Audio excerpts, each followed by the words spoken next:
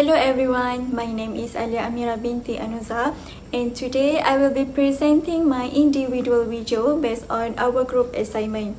The topic of my presentation is the evolution of media effects theories. In this video, I will briefly discuss three main theories, which are hypodermic needle theory, two-step flow theory, and selective exposure theory. These theories explain how media influences audiences from strong effects to limited effects. Media effects theories help us understand how media messages affect people's thoughts, attitudes, and behavior. In the early days, media was believed to have very strong power, where audiences were seen as passive. This idea is explained in the hypodermic needle theory. Later, researchers realized that media influence is not always direct.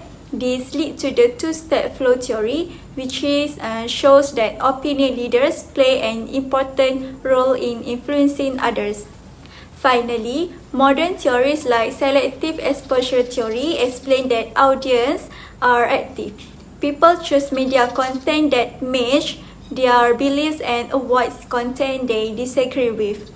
Together, these theories show the evolution of media influence from strong to moderate and finally to limited effect. First theory is hypodermic needle theory. The hypodermic needle theory emerged in the early 20th century during the rise of newspapers, radio, and cinema. This theory assumes that media messages are directly injected into the minds of audiences. Audiences are seen as passive and everyone reacts in the same way. The media is believed to have strong and immediate effects on behavior and opinions.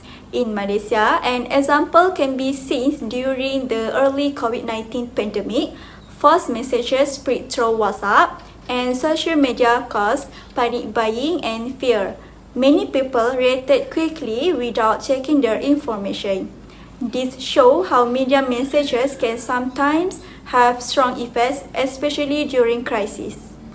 Second, two-step flow theory. The two-step flow theory was introduced in the 1940s by Paul Lazarsfeld and his colleagues. This theory explains that media does not influence people directly. Instead, media messages first reach opinion leaders such as experts, influencers, or community leaders. These opinion leaders then interpret and share the information with others. In Malaysia, this can be seen during elections and public health campaigns. People often rely on political analysis, doctors, or religious leaders to understand news.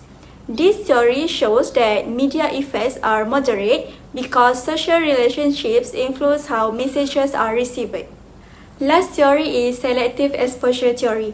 Selective exposure theory developed later as audiences gain more media choice. This theory explains that people actively choose media that match their beliefs and values. They avoid content that challenges their opinions. There are three main ideas. First, selective exposure. Second, selective perception. And third, selective retention. In Malaysia, this is clear on social media platforms like Facebook, TikTok, and Instagram. Users often follow pages and influencers that support their political, cultural, or religious views. This theory shows that media influence is limited because audiences control what they consume. In conclusion, media effects theories have evolved over time. The hypodermic needle theory shows strong media effects and passive audiences.